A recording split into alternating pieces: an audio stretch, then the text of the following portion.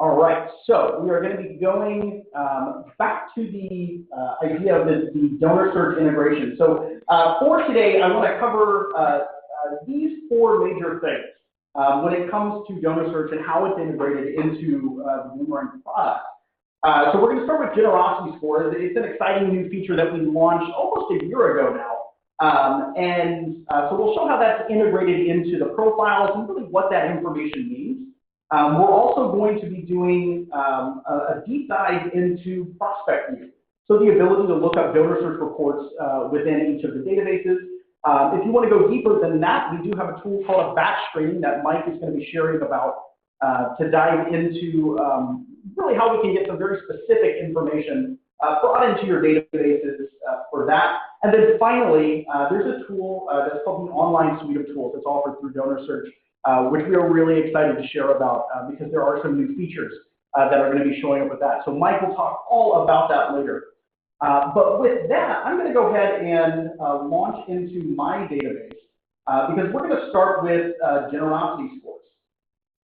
All right, so over here on the right-hand side, a lot of our customers are very familiar with the engagement level reading that is in the upper right-hand corner of all of the summary pages for each of your constituents in your database. Now, the engagement level has been there really since Bloomerang launched as a product, and it's based on over 44 different data points that we calculate from within really all the different interactions and donations that come through for all of your constituents. And so that's a really great indicator of who is the most engaged with your database. And one of the questions that we found as the years have gone on is that this kind of tells half the story. It tells who is highly engaged, but not necessarily who has the ability to give a major gift to the organization. And so that was a tool that one of our partners, DonorSearch, had been calculating for years. And so we formed a close partnership with DonorSearch to bring in the new feature of generosity scores down here right beneath the engagement level. And so we read this as a familiar layout if you're already used to our engagement levels, but ranging from cold to on fire. And so if you've seen that in your profiles but really don't know what that means, we're going to dive into that today and actually show you kind of what each of these levels are. And for a lot of you, you'll see a blue button underneath here that says View in DonorSearch. And so if you don't currently have DonorSearch Prospect View turned on in your database, you will just be taken to a link to find out more about that. And that's where me and my team can really help get you the information on that and also help you sign up for that. So we can take questions on that here at the end. But with that, I'm going to have Mike chime in now to actually do a deep dive on once we click the View in DonorSearch button, what the report is actually going to be and how the information in there can be useful for us as we're going about the process of doing like a major gifts fundraising campaign. So Mike, I'll turn it over to you now. All righty. If everybody can see my screen here, I figured we should go from the same point of view. This is a different individual, of course, but we have the engagement level, we have the generosity score. And if you hit generosity details, it'll go into a little bit more detail, including a button that says View in DonorSearch. So I'll open that up. That's going to open up what we call our legacy profile inside of Bloomerang. So if you look across, there's three main sections of this profile. Across the top, you see this is the input section.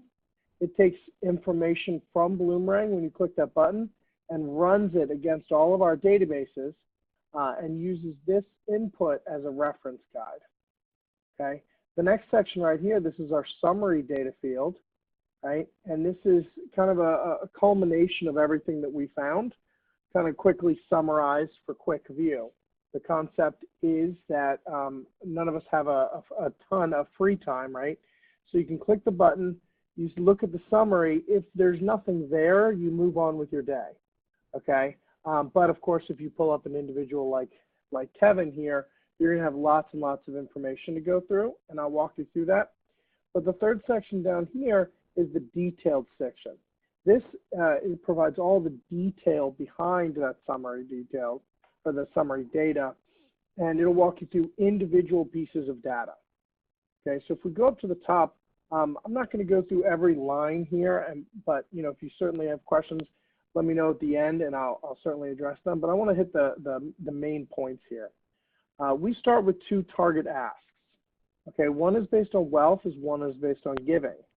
Now, the industry standard for the last several decades has been to look at an individual's wealth, and that'll point to what they could potentially give. So our wealth score is 10% of their estimated net worth. So we know, based on our WealthX data set here, that he has over $1 billion of net worth. So our target ask is $50 to $100 million.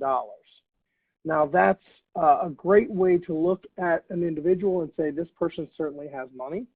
But when it comes down to it, that's going to be wrapped up in his real estate, wrapped up in his business, wrapped up in a few other data sets that he may not be able to give. So we use that as an indicator of wealth, but we don't really lean on it heavily as something that they could actually give. Okay. What we do use more frequently here is the target ask based on giving. That's because we're able to identify individual gifts from all over the country that this person is giving. So we're telling you that the largest gift we have found him making is $1 million. So obviously he can afford to make a gift of that size because he's already done it. But more importantly, he is philanthropic enough to give away $1 million, right? And as nonprofits, that's what we're looking for.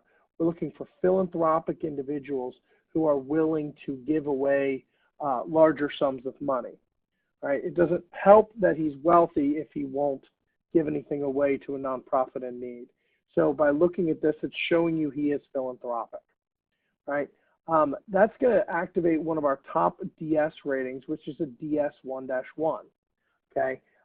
There's about 5 or 6 ratings, and you can get the details by hitting the question mark here. But the top rating is basically saying this person has made a major gift. Now, this DS rating coincides with the generosity score. So when you see somebody's on fire and they've maxed out that generosity score, that means that person has made a $5,000 major gift. And with the Prospect View feature, you can then come here and see, obviously, he's made much larger than $5,000, okay? But then you can go down here and open up the charitable giving section and see exactly which organizations he's given to and how much. So here you see he gave to University of Maryland. It was a cumulative gift in 2002, right? Here's a link to the source document from their annual report. And it says that Kevin Plank here gave $1 million, right? It's also important to note that his wife is involved. So if you leave her out of the conversation, you might not be working at your full advantage here. Over on the right, you're going to see our quality score. We simplify it with 3 stars, but it gets more detailed if you click on the stars. But the long and short of it is 2 and 3 stars means we're confident in this data. Okay, so we feel confident that this gift that he made to Fight for Children was in fact the correct Kevin Plank, and it's not just someone else with the same name. Okay, now we can always make mistakes, but we pride ourselves on that quality score and its accuracy. Now, as you scroll through the profile, you'll see that this is 18 out of 19 gifts, which means if you go down here, you'll see that this one gift we have a low rating for. It just means that we don't have enough data to go by to accurately say this is the same Kevin Plank, right? And this data system works with all the other data sets, so it's consistent throughout the profile. If you feel that this is the correct piece of data and it's certainly your Kevin Plank, then you can hit this check mark and hit mark very high, or if it's not him, you can delete it, okay? Now, if you look up here, you'll see these 3 check marks. That's where we manually marked another piece of data as very high, okay, to make sure that you know this piece of data has been manually verified, okay? So you can actually even go through and mark all of these gifts, even though we already say they're accurate, as accurate to mark them as verified personally. As we go down through the profile, we're going to give you political giving at a federal and state level. right? Again, you see the scores on the right, and they'll show you each and every person that received a political gift from this individual. We get all that from the FEC. We're going to go on and provide them multiple pieces of real estate. Okay, you'll see our value on the right, but in a circumstance like this Utah address, where we don't have a value, we link to Zillow, so that you can click the button, see what their Zestimate is, and use it in the custom field. Right. We then show you two different philanthropic databases. One is for grant giving foundations, which will highlight his family foundation, as well as his business foundation, and the top 10 grants from those organizations. We'll also show you grant-seeking nonprofits that he sits on the board of. Each of these will indicate, how long he's been there, what type of organization it is, as well as give you a website link to where if you want to go out and find more information about the Greater Baltimore Committee, you can do so. Right? It's important to note, anytime you see somebody associated with a grant-giving or a grant-seeking nonprofit, they're more likely to be philanthropic individuals because they're giving their time and their money to these various organizations. But when you see somebody associated with both, you know that they're fully acclimated in the philanthropic world. They know the benefits of giving a gift. So you basically just have to make your case as to why and how that gift can benefit your organization and why that they might want to see that happen. Okay. We then go into two different business databases. Both of these are going to highlight any businesses that the individual is involved with. So in this case, for Kevin here, we find out that he's the CEO of Under Armour, based in Baltimore, Maryland, right, very close to us. You can see side by side, they both point out that same piece of information. But when you open it up, Database USA will give you a full business profile on this company, show you how long they've been in business, what their sales numbers are, and a full description of what they do. Whereas the other one, Open Corporates down here, they'll give you a list of his role at the company. So you can see kind of he's been with the company for a long time. He's always had a very high level executive position. In this case, he's the founder, so it's a lot of back and forth depending on what they were calling him that day, but he wears many hats, as many of us do. All right, so you know that he's highly involved with Under Armour since its inception. Next, we're going to go into SEC Insiders. This is where we highlight his SEC stock. Now, this stock is all public information for anybody who's a director, an officer, or a 10% owner of a publicly traded stock. So if you can buy stock in it, and if he owns it, all of that information is public. So we're able to show it to you here. Now, it's important to note, obviously, from this number, he's very wealthy, and of course, he could give stock as a gift. But if you watch these stock symbols, let's say you're going to talk to Kevin in the near future about a major gift, you can start watching this stock symbol. And if it's going up and up and up, it's a great time to ask him for a gift. So get that appointment as soon as you can. If the stock starts plummeting, it might be better to hold off and talk to him next week when that stock is balanced out. It's going to be a direct correlation with his mood. I can assure you, if he's got this kind of money invested in one stock, he knows what that dollar value is. So you can keep an eye on that. As we scroll to the bottom here, we also have a relationships and affiliations section, right? Here you can look at the various organizations we found him associated with higher up in the profile. And if you click on them, this will show you who else is associated with those organizations. This is a great tool to identify other people that you may know that he's associated with. Because if you have a great relationship with Kevin, he can introduce you to Michael Lee here.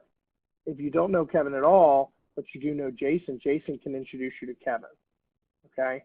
So a little bit of relationship matching here, and you can kind of start building that relationship, okay? Now this is the bottom of our legacy profile, but we also have a newer, kind of flashier version of the same profile. So if you come up here to the action bar, you can hit switch to advanced. That's going to switch us over to our newer format. And the newer format has a few additional data sets that I want to point out while we're here. Okay, The first one being social discovery. Okay, you'll see that he doesn't have any because I've never searched it on this contact before. But what I can do is click Discover Social Media, and it's going to give me a list of his addresses, email addresses, and phone numbers that we've acquired or were provided into this program, right? We can then hit search, and it'll go out and search each one for social media platforms. So the very first one, under his address, we're able to find his name, that he's the CEO of Under Armour, his title, job position over here under employment, as well as a recent update. And we have a Twitter feed, okay? So that'll show you his Twitter account, and you can go there.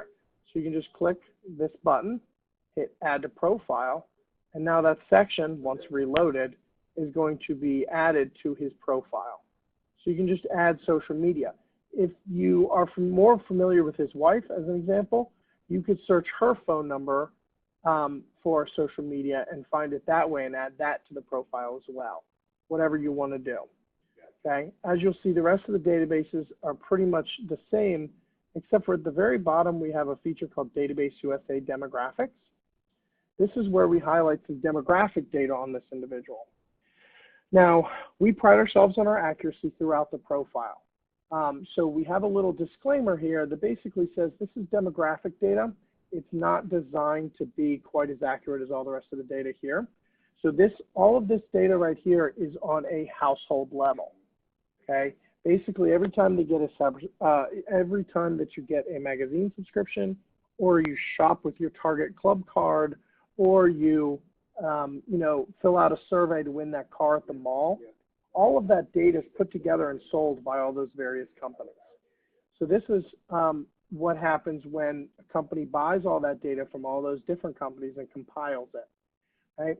So basically, according to Kevin Plank and his address, this is all the information that the world knows about their family, right? One example is a working woman, right? They've achieved that tag. That could be from any of those various sources, but obviously it's not about Kevin directly. So that's about his spouse. So any of this information could be about him or his spouse or his children, but it's going to give you a general list of interest categories and topics that might come up when you're in a conversation with Kevin.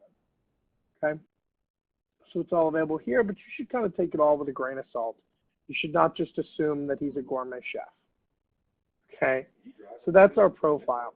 Now, you can use the buttons inside of Bloomerang to create this as long as you have that Prospect View tab. That's going to create these profiles, and you can switch over here.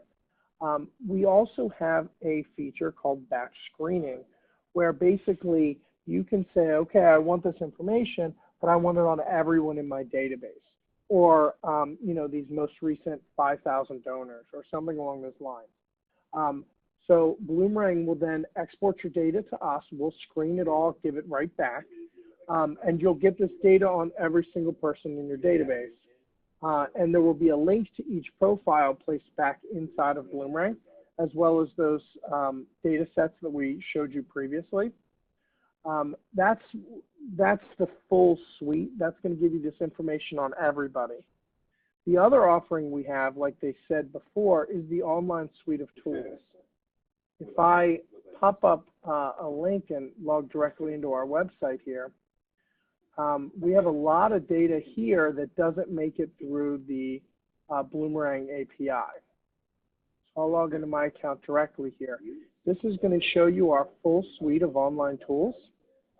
The first tab that I have it set to pop up is the integrated search. So this is how the rest of our clients do their manual one-by-one lookups, right? And you could do a lookup here too if you had somebody that maybe isn't in your database yet, or you could search somebody that you just met at an event and kind of determine whether they're worth adding to your Bloomerang database, that kind of thing.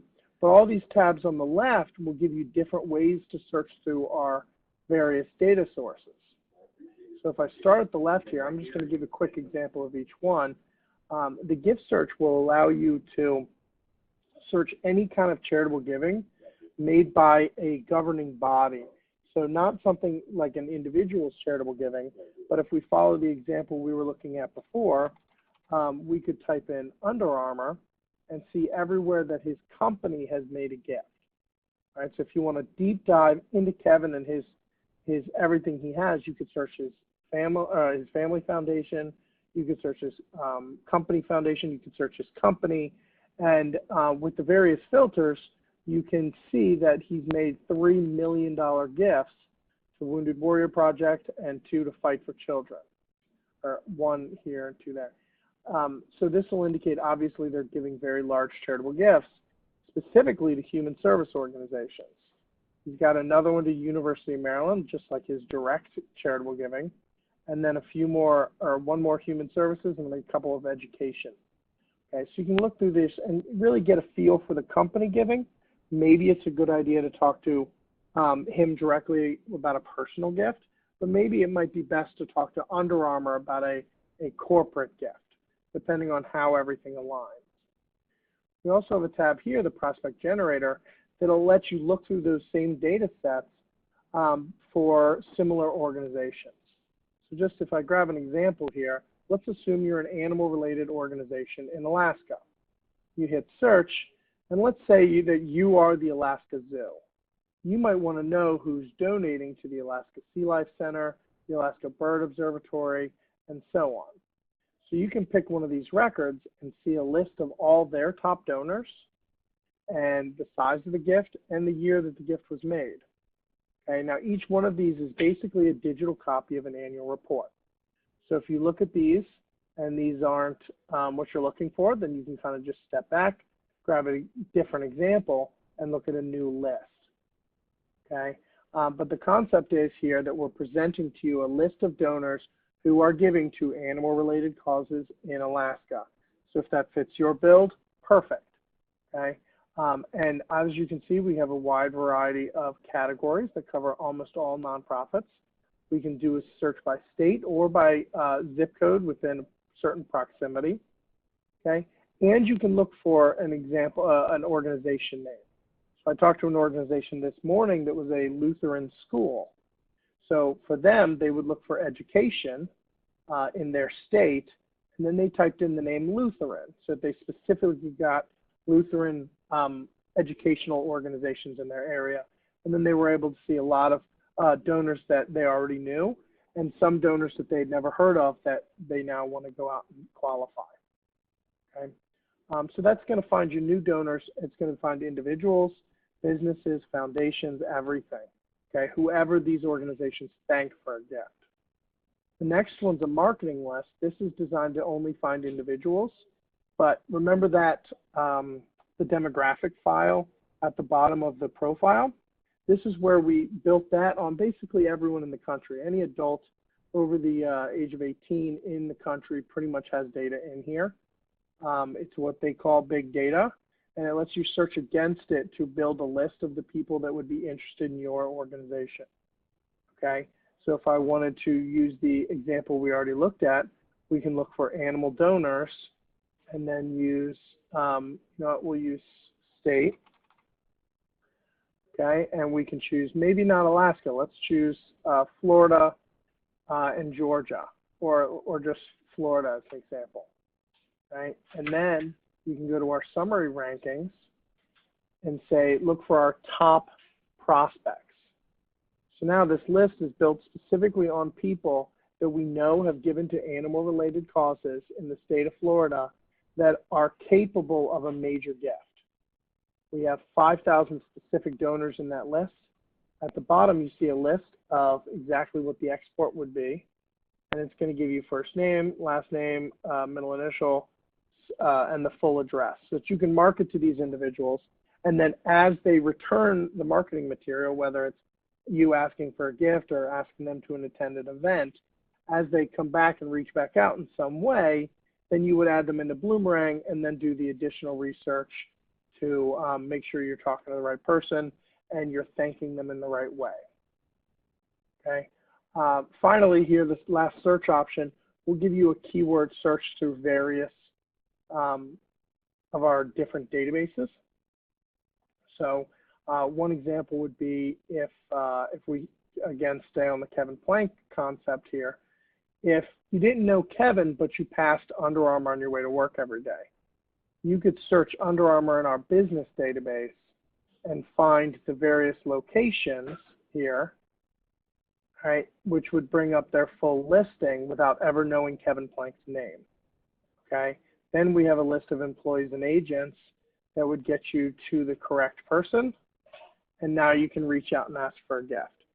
So, you know, if you want to go after corporate gifts or you want to use any of those other data sources to get to an individual that you can talk to, here's a search tool for that. The whole point of everything here is to allow you to do a lot of research very quickly and get to the information you want so that you can go back to what you do best, or go back to the rest of your job, and help people all over the country, okay? The last thing that we have here is the My Portfolio, and this is a way to analyze all the data. So whether you do one-by-one searches through Bloomerang, or you do a big batch of a couple thousand records, or even if you come here and just manually search a few people that you've met at events, all that data is housed here in the My Portfolio tab. There's two different ways to view it. In one, the table view, this is where all the data is side by side, and it's a ton of data. So while we do put a lot of data back into Bloomerang, we're not going to put everything in there because it's just too much. So this will allow you to sort and filter on all the data sets and really use the data to its fullest potential and identify the people that you're trying to identify, okay? The other way is what we call the executive analysis, and the analysis view right here. That's going to basically look at the totals table, we looked at the totals table, we looked at what people were using it for, and we used the most common filters from that to design a series of charts that will highlight that information. Okay, so if this is a good example of what that batch screening would look like, and the benefit that you could view on your whole database across the board.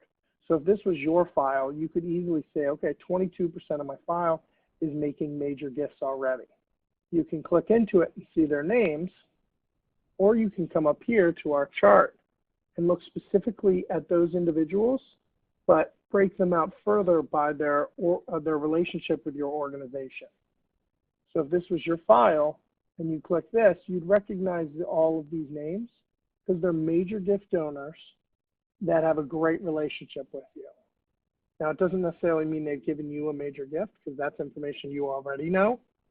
But this is saying that they've given you gifts, they've given you a lot of gifts, they've given you a lot of money, a lot of options there, but it's basically you have a good relationship with the person and they're making a major gift somewhere. So you should know who those people are. In most cases, you'll recognize most of the list. If there's any surprises on this list, then you should reach out and talk to them immediately. As you go down, you get to a bottom quartile. These are the people that are in your database who are making major gifts, but you really don't have a relationship with them. They may have given you one small gift a long time ago, and so you don't really have anything there. So sometimes you might want to say, okay, I'm going to remove them from the mailing list. Or other times you might want to say, okay, what's going to build that relationship? Why did they come to us in the first place? Let's work on that and try to get them further up in the chart. Okay, so you have that option just because you know kind of where they are with your organization. You can also look at this data by capacity range and by their giving to other organizations. This is really telling because we'll be able to show you exactly which organizations your donors are giving to. And if all of your donors are giving to the same other organization, or they're giving a lot of money to this other organization, you should probably get to know that organization. What are they doing right? What are they doing, differently that you might be able to capitalize on because you share the same group of people? So if they're giving them more than you, you should know what the differences are. Sometimes, like higher ed, it's just going to be that way because, they have that long connection to that organization. But other times, you just have to kind of figure out, maybe their marketing is a little bit different. Maybe they're doing these certain types of events that you might have a lot of success with. So it's worth exploring. We can, of course, do the same thing politically. And then, of course, we can put all your donors on a map and let you zoom in. Now, this is really great, specifically if you're looking at traveling to ask for a major gift, whether it's across town, and that just depends on how far you zoom in, or it's across the country. You should know that if you're going to fly all the way out here, there might be 2 or 3 people in San Francisco that you can visit while you're there. And you can even add filters to make sure you're visiting the people with the most capacity. Okay. I'll go back to our full platform here. The only thing I don't think I've covered here is that we have unlimited client support and training. So if you have any questions, we're going to make sure you get answers to them. We're also going to make sure that anybody else that uses the data within your organization will fully train them and make sure everybody knows what they're doing. Because quite frankly, if you're not going to use the data, then it's not going to serve you any benefit. And that gives us a bad name, right? So we want to make sure that you know how to use the data, you know how to use it to its fullest capacity, and you go out there and get those major gifts. All right. So, Mike, thank you so much for going through all of that. And so I know just based on what you're currently subscribed to, you know, if you've never been introduced to DonorSearch before, customers will have the option in Bloomerang. Like I said, in a lot of databases, it will show up underneath the generosity scores of View and DonorSearch button. And so there are a few different ways that you can look to contact us. So if you'd like more information on this, please go ahead and just click that button, even if you're not a customer, and that will give you the opportunity. Will actually send me a link with your information on it. And my team will reach out to you here over the next couple days. And we'd be more than happy to get you more information on that. Because pricing for all of these packages, it really just depends on your record count. And so we would be more than happy to get you specific information for your exact database. Or if you have any general questions, please send any of your inquiries to customer.accounts@bloomerang.co, and that will come to my entire team too. So that's an easy way to get a hold of us to ask any questions about your accounts or upgrading any of your services. We'd be more than happy to help you out there. And so, like Mike was saying, there is the ability to do prospect view, which is the lookup for all of that information. And some of you might have been asking what this view generosity details is, because I know in my demo database and in Mike's demo database, this button shows up. So this is the button that if you have a batch screen, and DonorSearch is to perform that batch screen on all of the records in your database, when you click this information, what we're going to do is the list of people, of constituents that we run through the batch screen, we're going to pull in these custom fields here, which are the actionable items from the full DonorSearch report on each of them. And so then you can actually run reports within Bloomerang. So if you wanted to run a report on everybody in your database that has a well capacity of $2,000 or above, you can now do that through a simple Bloomerang report because it's brought in as this custom field here in the generosity details section. And so you still have this, the blue View and DonorSearch button, so you can access the full DonorSearch report for each of these. And so whenever you click on that within the generosity details, just like Mike was showing, this is going to pull into their full DonorSearch profile here. So with that, that's really going to be the major differences in those two different products, one being Prospect View and one being a batch screen. And so with that, those are the two most popular products, but just like Mike was demonstrating for us, there is the ability to do online suite of tools. And so if you would like that lookup tool, that is available as a standalone option, or with a lot of batch screen options, that is included as part of that as well. And so if you're interested in pricing on that, like I said, please feel free to click on the blue View and DonorSearch button to contact us, or customer.accounts@bloomerang.co. So with that, I'd like to thank everybody for tuning in today to the webinar. And if you have questions, now will be a good time that we can transition to actually chatting out questions. So I know Steve just asked a question of how do I get a login to DonorSearch?